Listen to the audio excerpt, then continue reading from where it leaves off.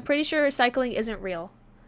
I wouldn't be surprised because at my work, we used to, like, donate our, like, plastic that we had from, like, opening boxes and stuff, but now we just all throw it down the trash chute, so I wouldn't be surprised if we don't, if recycling isn't real. Have you guys seen Japan's, like, recycling?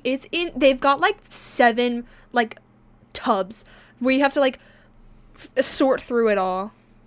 Got 4 different stuff. They've got one for plastic, one for pet, bottles, cans. I'm talking about like home, like their own house recycling. Yeah, look at that. They got like a million different trash cans, bro. I was learning about it in my Japan. Like, I took Japanese in high school, and she was like, well, their like recycling system is like so crazy. Like, you gotta separate the plastic and then cardboard, and then there's one for bottles and cans, and then there's also one for glass. Japan doing too much on not carrying trash for specific materials for specific trash cans. I think I'd get confused. Like, what are all of these? Plastic cans, recycled papers, other waste, combustibles, incombustibles bottles. Like, there's like a million different trash cans. I guess that's good because it's like more specific, but I don't know. That's a lot. Like, look at all this. They got paper,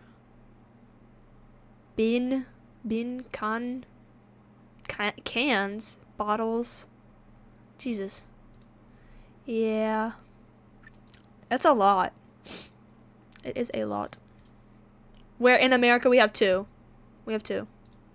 Real quick, before we start, you're gonna have a number of questions while watching this video, and 9 times out of 10, the answer to that question is either going to be technically or money. So I'm just gonna reuse this clip every— It would get confusing instantly. Yeah, and I feel like it's really bad. Like, when like Japan people like pick up the trash, it's like, how would they do that?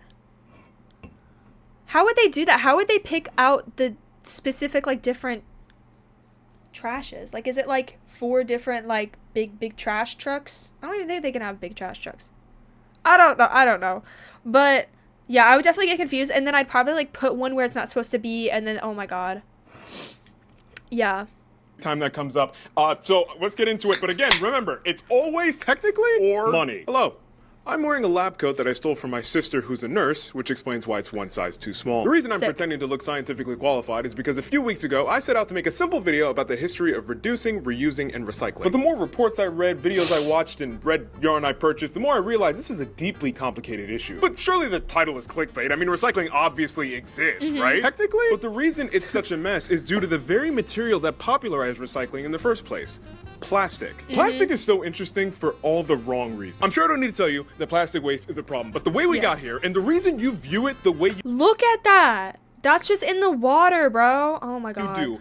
Oh my god. Is the direct result of decades of misleading claims, unrealistic promises, and propaganda from big plastic. That's a real thing. I'm telling you right now, this one's gonna be a bummer. Brief history of plastic. I've never liked chemistry because it's the one science you can't see, and because I have the reasoning ability of a 12-year-old boy, if I can't see a thing, I tend to believe it's not real. We all know that plastic is made from oil, yet none of us know how. Prior to writing this, I couldn't even imagine how that works. As far as I can understand, when you extract oil from the ground— I watched a video that Joe Bart was watching. Yes, I watch a lot of Joe Bart videos, but he was watching a video about how all the steps it takes to make a printer, and it's like a million different steps because it's a million different parts, and someone has to make the part and then ship it, and then they have to assemble it, and then they have to do it again. There's like motherboards and circuit boards, and like just to create one product. Like, I didn't, like, you never really think about it, right? Like, I didn't think about like people cleaning up movie theaters when I was little until I worked at a movie theater, and I was like, well, yeah, people clean up the movie theater. It's not just AI. Like, it doesn't just magically poof, just, but you don't really think about it, right? Like, at a grocery store, like, I didn't realize that, yes, someone stocks it and someone faces the aisles and someone has to pay for the product and like ask for it, and then there's like all this stuff, and I was like, okay, well, I didn't think about that until I literally work at a grocery store. Like, it's just like, I didn't know it took that much to make one singular product. Probably Sex Canadian movie theater. Yes, thank God when I worked at my movie theater, I didn't work during the Minecraft movie. I think I would genuinely quit. I did work during Barbie, which was not the same. Like, the cleanup was not the same as Minecraft movie. It was pretty bad though. And we had like a 30-minute window to like clean everything up. It took like 5 people. It depends on what theater though. We had like smaller theaters, and then we had like our big like IMAX theater, which sat like 1 million people, so that took a while to clean up, and it took multiple hands and multiple people, because we would sweep and we'd wipe down all the chairs, we'd get out all the trash, we'd wipe down everything, and yeah, but like cleaning up people's food, like we had a bucket for like water and stuff, and it would just, in beer, like all of the liquids that people didn't finish, we'd have to dump it, and it just smelled vile by the end. Like, it was nasty. It was just like a concoction of just like beer and like slushies and gross. Ew. And then the trash cans, like we had to like scrape people's food. Ew. Gross. And you refine it. The product that you're looking for is called methane. It's the primary gas that your stoves use. We burn it for like energy and stuff. It's really valuable. But one thing you get when trying to get methane is its less popular brother, ethane. And this is a byproduct of the process. Ethane is going to be there whether you like it or not. And for a while, that's just the way that ethane was seen. It's just one of the things that you get when you're digging up oil. But in the late 1800s, it was discovered that you could use it to make this weird substance. It was this white, waxy material discovered by German chemist Hans von Pechmann. His colleagues named it polymethylene, also known as polyethylene, also known as plastic. Now, this discovery was an accident, and at the time, there wasn't really much you could do with it commercially. But in 1933, British company Imperial Chemical Industries, great name, accidentally discovered a way to synthesize this industrially. And the result was a material unlike the world had ever seen. Polyethylene was everything you wanted it to be. It was strong, it was lightweight, it was flexible, it was heat resistant, and most importantly, it was cheap. It might not seem impressive today, but at the time, plastic was viewed like the material of the gods. Is this weird? I don't like drinking water out of plastic because it tastes disgusting, and I hate it. It literally tastes like plastic. But I like drinking tap water. Like, that's all I drink. That's all I drink. It's just tap water. Is that bad? Maybe. I don't know if it's like filtered or not. I don't really like filtered water either. I literally just like tap water. I don't know. It's better for your immune system or something. I don't know. If I get sick from it, whatever. It could be clear like glass, but it didn't I'll break. drink it. I'll drink. If someone hands me like a plastic water bottle, I'll drink it.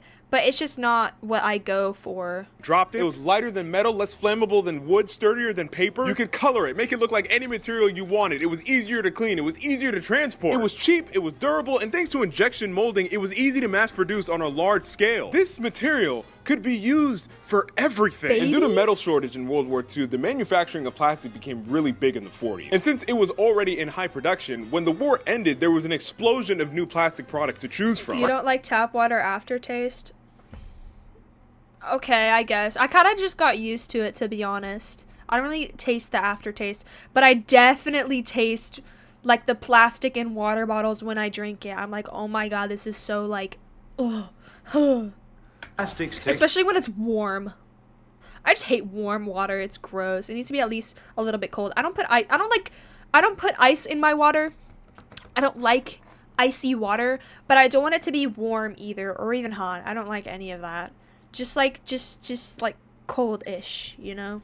Their rightful place in a world at peace. The future will bring plastic fabrics, wondrously fine, yet resistant to wear, wrinkles, and stains. Saran wrap, squeeze bottles, Tupperware, shoes, dolls, garbage bag, plates, bras. People loved plastic, but manufacturers loved it even more. Why? Money. Remember, plastic comes from ethane, and ethane is really cheap. In fact, there's too much of it. Because if you're a fossil fuel company, you want methane. But if you're getting methane, you're also getting ethane. But it's not just that you don't want ethane. Nowadays, you literally have to find a way to get rid of it. You can't really mix it with the methane. You can't just release it out into the atmosphere. There's only so much of it you can legally burn. And if you don't find a way to get rid of this stuff, it becomes a big problem for production. A lot of governments, including the US government, control how much you can flare. So it might be that you are producing so much ethane that you cannot flare it and you cannot send it down the pipeline. And if you can't sell it, you have to shut down the well. They hate shutting down the well. If there's still methane down there, if there's still oil down there, that's money in the ground. So it doesn't matter if you're making money on the ethane, you just need someone to take it away from you. And plastic just makes sense. So from the 50s onwards, pretty much anything you could dream of was being made of the wonder material. The possibilities were endless, and the best part is that it would last forever, because plastics basically last forever. That will come up again later. I'm not here to say that all plastic is bad at all times. I'm coming to appreciate that plastic does have a place in society. For example, before the invention of single-use plastic-filled diapers, children used to wear cloth diapers that were meant to be washed and reused. That's okay. We don't have to go back to that one. The problem is how much plastic is made. So what were we gonna do with all this trash? I would love to answer that question. Why is there a hole in his wall? That is my question. And there's no like door, so you couldn't have accidentally slammed it. You had to have like punched it or something. But I do have to do a commercial for a brand real quick. Why would he just interrupt the video like that? To make the plastic, to the greenhouse gas emissions that come from when you actually produce the plastic, to the disposal of wait. Fossil fuel, plastic, transport, plastic, ends up in waterways and oceans. Awesome. Plastic, a decent portion of which is just burned afterwards, which also contributes to greenhouse gas emissions. And probably the most annoying part of plastics, especially in the 60s and 70s, is that people would just throw them anywhere. It was in parks, roads, farmlands, lakes, rivers. Plastic also ends up in our oceans, which is bad because, as we all know, fish are dumb. And we'll confuse small pieces of plastic floating around as prey, and then they'll eat it. And then we'll eat it when we eat the fish. Did you know that the average American eats about a credit card's worth of plastic every year? That's why I don't order seafood. It eats through my wallet. I'm doing great today. But the planet is a big place. I don't get why we can't just find somewhere to put it. We have this one planet. We only have so many places that we could put our waste. I can think of 3 different places we can put our trash right now. You can't put it in the ocean. Look what happened. Sure, obviously. You can't put it on top of a mountain. You can't? They've even tried to put it into a volcano. I didn't even think of that. You can't? You can't? We have to come up with a better plan. So you can't put it in a volcano. Right, maybe we should try again. Too much plastic trash. What could we do to fix the problem? Well, we could have cut down on plastic production, which would have solved the problem at the source. No, we're never gonna do that. How about we come up with a slogan instead? Reduce, reuse, and recycle. Oh my god. It'll if you grew up in America after the 80s, you probably grew up learning about the 3 R's. Especially in the 90s and the 2000s, messaging about the benefits of reducing, reusing, and recycling was everywhere. It's worth it. It is worth it. It was on posters, commercials, children's television. They made jingles about it. They talked about it in science class. Did you know that Schoolhouse Rock forced Mitchell Musso to make a De La Soul parody song about it? Obviously, I can't play the whole thing here because Disney will have my head on a pike, but I will play a snippet shortly. However, before I do, I would like to read the lyrics to the first verse because it's written like a conspiracy theorist. Wait, I know. I remember in middle school, my teacher made us listen to School of Rock, and it was like the 50 states or whatever. Oh my god. Oh my god, I can't remember. I can't remember how it starts. You guys know what I'm talking about. I remember she used to make us listen to that like 5 times every day until we took our test about it. It was the Declaration of Independence. It was like we the people in order to form a more perfect union. I know that whole song because she made me listen to it every single day, 5 times, and for like a month. And now it's just like, and I did that in like, no, it wasn't even middle school. I think it was elementary school. Yeah, it was elementary school because now it's just in my head, bro. Trying to make a connection that simply isn't there. 3. It's a magic number. Yes, it is. It's the magic number. Because 2 times 3 is 6, and 3 times 6 is 18. And the 18th letter in the alphabet is R. We got 3 R's we're gonna talk about today. Go listen to this song immediately after this video. I assure you, it sounds worse when you sing it.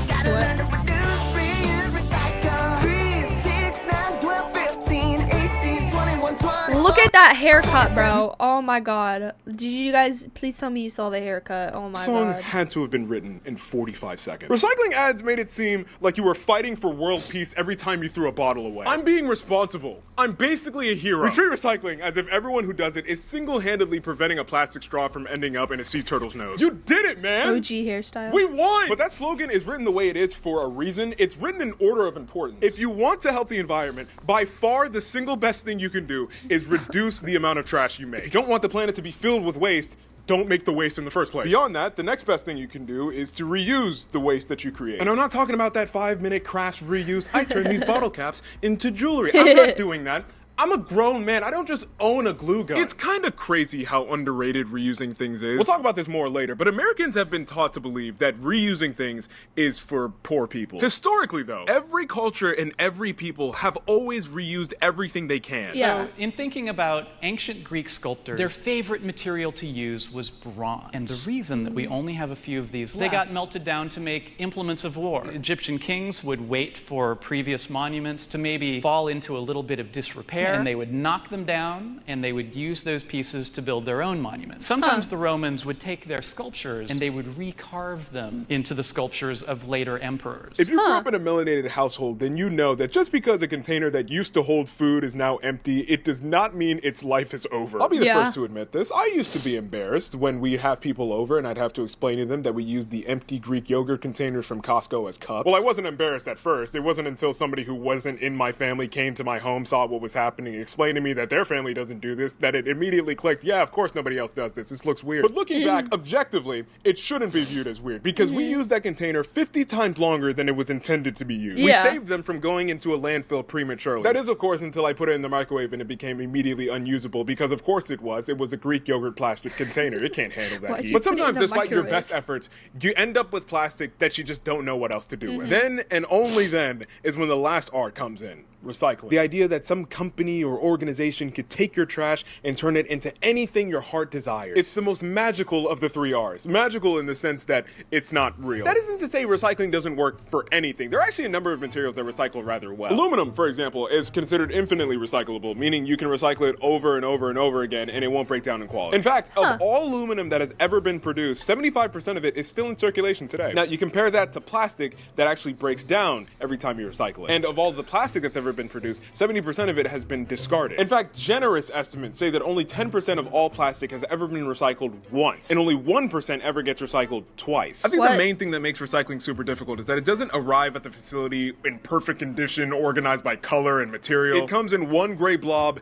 and there is almost surely animal and or human feces in the mix. And even the stuff that isn't fecal matter, a good portion of those materials shouldn't be in that pile. Recycling rules get so confusing because, first of all, you need to know what type of plastic it is because not all plastics can even be recycled. Second, did you know you have to clean the plastic before you put it in the bin? Some packaging materials, even if it has the recycling symbol on the front, some recycling plants can't accept it. And I would love to sit here and tell you all the ins and outs of what can and can't be recycled. I really wanted to make it work. I come up with a bit where I was gonna get a scroll and be like, hear ye, hear ye. I can't do that because recycling rules change everywhere. Everywhere you go, there's a new set of instructions. The ones in my area are different from the ones in your area and the next guy's area and the next guy after that. And despite all that effort, most plastics just end up in a landfill or being burned in an incinerator. So how did we come up with such an ineffective system? Well, to understand that, you're gonna have to...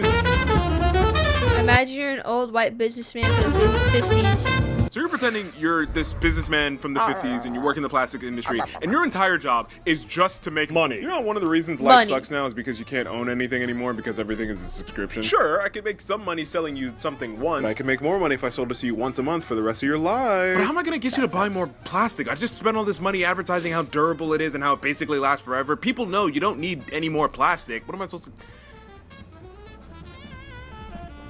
What if I just told you the opposite? Imagine you're in a room with the most boring old white men that you can think of, and then the main old white guy is in the center, and he's like, okay guys, if we want to make money, we have to convince the public to throw away the plastic. And everybody was like, what's this guy talking about? And the main guy is still up front. He's all like, you guys, listen. Please. Glass and metal are expensive and heavy and breakable, but plastic is made of oil, so obviously it costs basically nothing. And then one guy raises his hand, and he's like, wait, I thought oil was basically like black gold, and every country on earth is fighting for it literally all the time. And the main guy's like, shut up, it's not important. Nobody knows about those things are true. This is just the way the world works. It's light, it's cheap, and we have more than enough to sell. If we can just convince them to throw away the plastic stuff they already have, I promise you we will all make so much money. And remember, that's your job. That scenario wasn't really an exaggeration. At a 1956 annual conference for the plastics industry, Lloyd Stouffer, an editor of a trade magazine, literally told plastic executives their future is in the trash can. But there's a problem. This was the 50s. These people lived through the Great Depression, where they used dresser drawers as baby cribs, and they made the most insane recipes with any food they... Vinegar cobbler? Ew. Have you guys heard of like the water? Oh my god, what is it? Like water cheesecake? Gross. Can find. You know that one guy on TikTok from 3 years ago who used to make all those recipes from the 30s? That was depression food, not the feeling, the time period. Although you may confuse it to be the same thing because they couldn't afford fruit. So you add like water, salt, sugar into like a pie crust. You put it in the oven, or I don't even think you do that. You just put it in the fridge or something. It's gross. It looks gross. When they made apple pies, it wasn't with apples, it was with crackers and water. This era of Americans was not used to the idea that you buy something, use it one time, and immediately get another one. That would be like if I invited They would have an aneurysm. They go, what are you doing? What are you doing? over for dinner, Save and we were it. eating off glass plates, and at the end of the night, you asked me if I want you to put your plate in the sink, and I just told you, nah. Just throw it away. What are you talking about? And again, you were just telling the public how plastic is basically indestructible. So why would they just want to get rid of it? So the plastic industry had to make new ads that were basically like, Okay, forget everything we just said about plastic, okay? It's not that great. It's cheap, and we have an endless supply of it. So after you use it, just throw it out, okay? If you eat off of it, if you drink out of it, if you look at it too hard, just throw it out. It's fine. isn't that kind of wasteful? Come on, man. All the cool kids are doing it. For decades, Americans had a make it do or do without mentality. Our new throwaway culture fell in love with single-use plastics and didn't worry about the consequences. Being disposable, there are no Yikes. empties to collect. Vinyl and asbestos on the floor. In fresh sun, sea, and sky colors. So people started throwing stuff away. Everywhere. It was too much stuff. Oh my Littering was God. now becoming a bigger problem following the rise of single-use plastics, which combined with other environmental concerns led to one of the biggest environmental movements in modern history. This is a CBS News special, Earth Day. A day set aside for a nationwide outpouring of mankind seeking its own survival. April 22nd, 1970 was the world's first Earth Day. A time for people in some of the most confusing pieces of attire and hairstyles that the human race had ever Nah.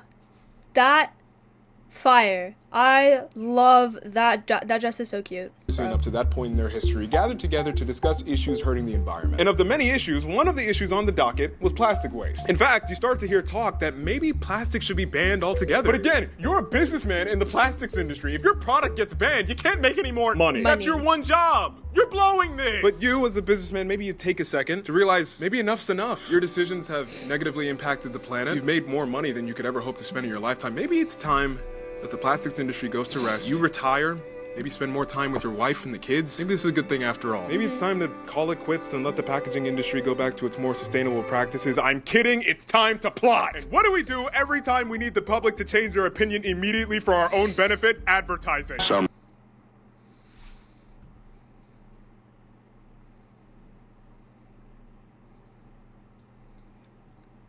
Why is this muted?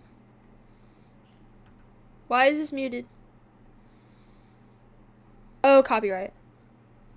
First off, this man is Italian. Secondly, although this ad may look like it was paid for by some Yeah, environment, I think it got copyrighted, so we had to silence it. But it was a guy like throwing trash in front of like a African American, I guess. activist group, it was actually produced by Keep America Beautiful, an organization started by the packaging industry like Coca-Cola and Dixie Cups. You know, the people who made the trash. The point of this ad wasn't to stop litter. It was to make it abundantly clear that this littering thing, that's your fault. But aren't you guys the ones that got an entire generation of Americans to start acting like this in the first place? Don't change the subject. You made that Italian man in an almost surely offensive garb cry. Look at what you did. That's your a great first step. But if you really want the people to get off your back about a problem, you have to promise them a solution. Give them something to believe in. And so essentially what happened was the equivalent of, I'm sorry guys, this is getting out of hand. The city's gonna have to ban the plastic. No, wait. Okay, we'll fix it. Gosh. Jeez. A growing backlash was threatening the future of plastic. So it was up to us in the plastics industry to solve this problem so that they could continue to package their products in plastic. To appease government officials, the industry funded a local recycling pilot project. The industry attitude was, we'll set this up and get it going, but if the public wants it, they are going to have to pay for it. So they invested millions into bringing recycling into the mainstream. But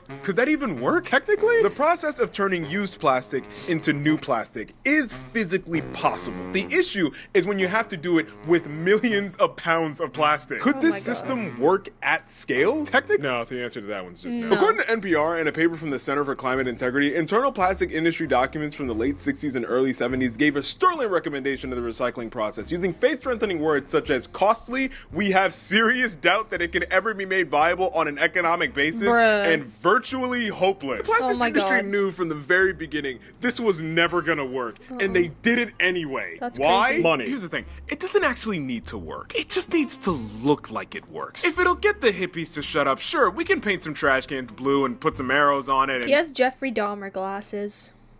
maybe blow a few mill, building some recycling centers, and we'll run a few ads about it. Is it gonna cost us? Yeah, but I mean, it's a lot cheaper than having our entire industry banned or coming up with a solution that would actually work. If someone can prove me wrong, I would welcome you to do so in the comment section. But as far as I can tell, the entire idea of recycling is basically just theater, and you can see it everywhere. Theater. For example, It's a lot of people performative. think that all plastics are recyclable, but they're not. Some types of plastics, no matter what you do, can never be recycled. But you wouldn't know just by looking at it. That wasn't until, out of the kindness of their hearts, a lobbying and trade group known as the Society of the Plastics Industry, a loving organization with a not at all nefarious sounding name, proposed a solution to identify which plastics can and can't be recycled. Okay, we've heard there's been a little bit of confusion as to what you can put in the bin, so today we're proposing a new symbol that we're gonna put on all the plastic products so everybody knows exactly what can and can't be recycled. Okay, that actually sounds pretty good. Yeah, No, that's good. not cool. No! What does that mean? Problem, sir? That looks exactly like the recycling symbol. How dare you? My work is completely original. It's in a Bruh. triangle shape. I didn't know anybody could own a shape. It has the chasing arrows. My arrows are slimmer. Yeah, but if you squint and look at them both, they pretty much look exactly the— Yeah, but mine has numbers in it. You notice that, Einstein? You're so good at pointing things out. You notice that? You know they look the same. Why would you make them look exactly the same? Money. This is the resin identification Money. code. It was invented by Society of the Plastics Industry in 1988. On paper, its purpose is to identify what kind of plastic a thing is made out of. Each type getting a different number. As far as I know, there are 7 RIC numbers,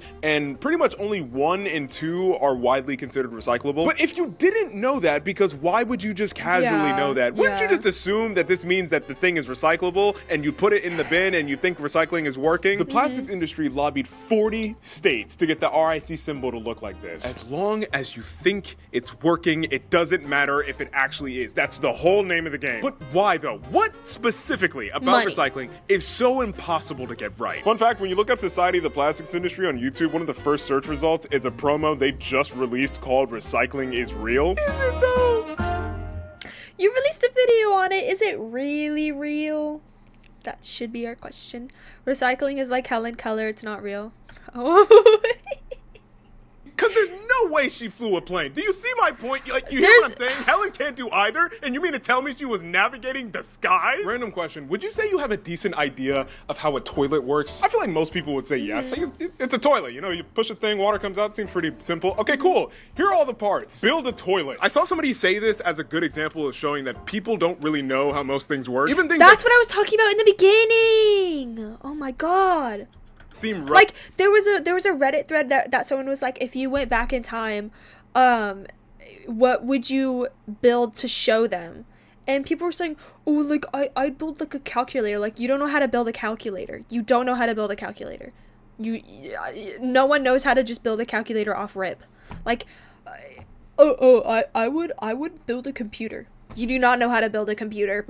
Like, bro, a lot of people just don't know how things are built. Relatively simple. You put all the pieces in front of them. The average person doesn't understand how a lot of things work. With that being said, do you feel you have a good idea of how recycling works? I'll be honest, No. I thought you just melted it and then shaped it again, but the process has like 17,000 steps. Because you can't just put all the plastics into one big vat and melt it down. They all have different properties and different melting temperatures. If you did that, you would just end up with a bunch of useless goop. So first you have to create recycling centers and a recycling program for a given area. Then you need to inform the people about what can and cannot go into the recycling bin, which is pretty much a useless step because no matter what you do, people are going to put anything they want in the bin. Very surprised. I just use medical knowledge to my advantage. Yeah. I guess yeah. People think is recyclable. You name it, eventually it'll be found in it. A pool table. Big propane tanks. Needles. A neck brace. We've had guns, ammunition, fireworks, sparklers. I had a live snake.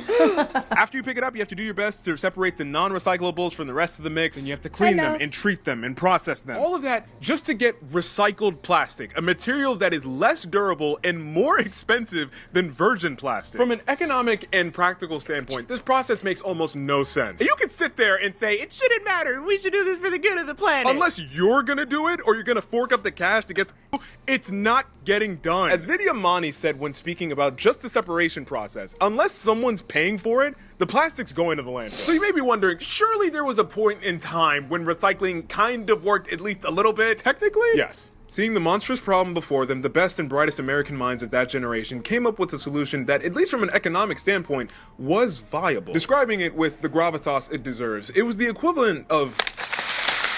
There we go, yep. Solved it. There we go. Okay. We just gave all our trash to China. I'm sorry, how does this work? It's simple. We pick up the recyclables, put them on trucks, bring them to recycling centers, they'll organize them, crush them, turn them into bricks. We'll put those bricks onto different trucks, drive them to the coast, sell them to the Chinese, and then load them onto cargo ships. And once the ships reach China, they'll take the bricks, give them to low-wage workers to organize them and turn them into new stuff. And when it's all said and done, for every dollar we spend on this process, we will earn $1.01, which is more money than when we started. Okay. And that's how recycling worked in America for over 25 years. But it wasn't just the US. According to NPR, 70% of the world's plastic waste was being sent to China. And China was getting a slight profit out of this, but that profit was being outweighed by all the other indirect costs that came with this recycling program. Because we never actually solved the problem of littering and handling the trash properly. We just gave the problem to a different country. Sorting facilities in China would often illegally dump the portion of the plastics that even they couldn't profitably recover, creating an environmental problem that the government had to pay to clean up. Martin Bourque, I really hope I'm pronouncing that correctly, executive director of the Ecology Center in Berkeley, California, once put a tracker in a bale of waste sent to China just to see what would happen to it. And when it touched mainland and they got in contact with the locals that were near where the tracker was placed, they found that it was just littered. On top of that, remember how people will recycle anything, including hazardous materials? Well, it turns out that those materials were causing hazard to the Chinese workers who were sorting them. After a while, the Chinese government must have reasoned to itself, maybe destroying our country's lakes and giving people occasional anthrax poisoning isn't worth $17 of profit. So they banned the import of pretty much all plastic waste in 2018 with no warning. To which the waste management industry calmly responded, what am I supposed to do with all this? Once China stopped taking it, we didn't have many options on where to put it. Imagine you were taking your trash out for the week and the garbage man just said no and then drove away. You then have two options: create a pile in the backyard or set it on fire. And that's exactly what we've done for the past 8 years. I really tried to verify this stat, and I could be wrong, but as far as I know, when you recycle something, most of the time, it just ends up in a landfill or in an incinerator. Because there's just no money to do anything else with. Oh my god, I remember the scene in Toy Story when they're about to get incinerated. As a kid, I didn't know that's what happened to trash. I was like, what? That's where it goes. And I would love to sit here and say there is a solution and that they're working on something that's gonna work in the next few years. I know, it was so sad, but then they get rescued by the claw. The claw. But as far as I know, right now, at this current moment, this is all recycling is. Almost every solution I read about when researching this video is either going to hurt the environment more or it's gonna cost way too much money. Even when something says it's made of recycled plastics, I'm pretty sure in most cases, it just ends up looking something like this. So you promise that when I put a plastic bottle in the bin, you turn it into another plastic bottle just like new? Absolutely. In fact, I have one right here. That is not the same thing. I'm doing the best I can! Downcycling is when a recycled product isn't as good quality as when it was first made. For example, a food-grade plastic that gets recycled is no longer good enough quality for food packaging, and so it becomes part of like a plastic bench or something. Okay, but I saw a TikTok of a mad scientist fellow who was turning plastic into fuel. Why can't they just do that? Technically, as far as I know, that process is called pyrolysis, and it is possible. Because like plastic is made from oil, so couldn't you do some science stuff to maybe turn it back into oil? Yeah. I don't get it, but it is scientifically possible. So why don't they do it? According to the TikTok comment section of that video, it's because the CEO of Exxon will personally 360 no-scope this guy if he ever goes to market. That's not why. Then why not? Money. Again, could you build a toilet? At scale, the process of pyrolysis costs way too much economically and environmentally. As far as doing it for plastics, at least, it just doesn't make much sense. Besides that, the process of this and other forms of advanced recycling generates a lot of hazardous waste. According to the NRDC, they once observed that an advanced recycling plant, also known as a chemical recycling plant, created almost 500,000 pounds of hazardous waste in 2019 alone. In addition, these plants produce air pollution, which poses a health risk to nearby neighborhoods. Neighborhoods that tend to be made of low-income, non-white people. As a result, these neighborhoods lose even more of their value, and due to the health risks that come with being so close to one of these facilities, it turns these areas into what ProPublica described as sacrifice zones. And on top of that, a lot of these advanced recycling plants just end up burning the plastic. However, none of that will stop the plastics industry from saying they're doing it. Because again, it barely matters that it's not working. As long as people think it could they're not going to get mad at us. Innovation in American plastics means reducing, reusing, and manufacturing. So you recycle. Well, yeah, we manufacture recycled plastic. It's how we stay competitive. And it's better for the environment. And it's better for business. How? It's the way of the future. The U.S. has to keep up. First off, this ad was made by America's plastic makers, and on their website, they will tell you that they are part of the plastics division of the American Chemistry Council and their member companies, which include Chevron, Dow, Exxon, and Shell. The companies that make the oil that make the plastic. Secondly, he never answered a question. Am I the only one that peeped that? And it's better for the environment. And it's better for business. How? It's the way of the future. I've seen this ad a billion times, and I've noticed that detail every single time. Like, that was a question she was asking, and he just ignored it and talked about the business of it. Am I insane? That's what just happened. Now you're getting it. Recycling yesterday's plastic because it was made to be more. It's not, though. It's made to be one thing, one time for 30 seconds, and then spend the next 1,000 years polluting a river in Taiwan. And I think all these ads and messaging and borderline propaganda just serves to confuse people on what's actually happening with their trash, i.e., the propaganda is working. Laura Leibrook, a manager of a recycling plant in Oregon, explained that when she tries to tell people that recycling doesn't work, they don't want to believe her. Because the truth is, we need recycling. Not because it fixes any problem, it's because it removes this guilt. It's kind of like when you get those ads for children's cancer hospitals and you can't skip it because you have to wait 5 seconds, so before you can, you try not to make eye contact with the sick child in the video. It's kind of like that. We don't want to be confronted with the fact that American consumption... I've been seeing a lot more of those ads on YouTube where it's like charity stuff, and I'm like, I'm so sorry. It's disgusting. We need something to believe in. It's a reason to feel that we're not we need hope. That's what President Snow said in the Hunger Games. People need hope. Destroying the planet with our insatiable greed. It doesn't have to actually work. I just need to believe that I'm doing something so I can sleep at night. But just put the bottle in the blue bin. I don't have to be confronted with the fact that that bottle is going to sit somewhere for the next 700 years. If I don't have to look at it, it's almost as if it doesn't exist anymore. Exactly. Don't take that from me. Recycling, it's one of those things. YouTube is crazy with the amount of ads. Yeah, I'm really thinking about just going ad-free, but like I really don't want to pay for it. Where not only does the public kind of depend on that emotionally to might need that premium. relinquish their, guilt about buying things, but it has been kept alive by the manufacturers. Ultimately, though, anytime we spend placing the blame solely on the individual is when the propaganda has fully accomplished its work. Yes, American consumption is killing us, but who sold the poison? Corporations are the ones that invested in plastic. Yeah, it's the corporation's fault. It's not my fault. Corporations are the ones that convinced Americans to buy more plastic than they could ever need. Corporations are the ones that blame consumers for a littering problem that they created. Corporations are the ones that pushed and promoted a solution they knew would never work. And corporations are the ones that paint themselves as the heroes and innovators solving a crisis that they created while ultimately not coming up with any scalable solutions, all the while creating more plastic. Lisa Ramsden of Greenpeace USA says the plastics industry intends to triple plastic production by 2050. The takeaway from this discussion isn't that we shouldn't be doing what we can. We should all still be reducing, reusing, and then when all else fails, recycling, because a bad solution is better than no solution. But the real takeaway is this: no matter what any company, ad campaign, children's media, catchy jingle, or industry group tries to tell you, this conversation isn't just solely about how much you love the planet. This whole conversation has always been about money. And although it technically exists, and I'm by no means an expert, I'm pretty sure. Why is Zendaya up there with her stupid hat? Why is she up there? Recycling isn't real. Plastics take their rightful place in a world at peace. Oh my god. Oh, the fade to black. Imagine being Fire, absolute cinema. Absolute cinema. That video is so good. That was such a, oh my god, wow.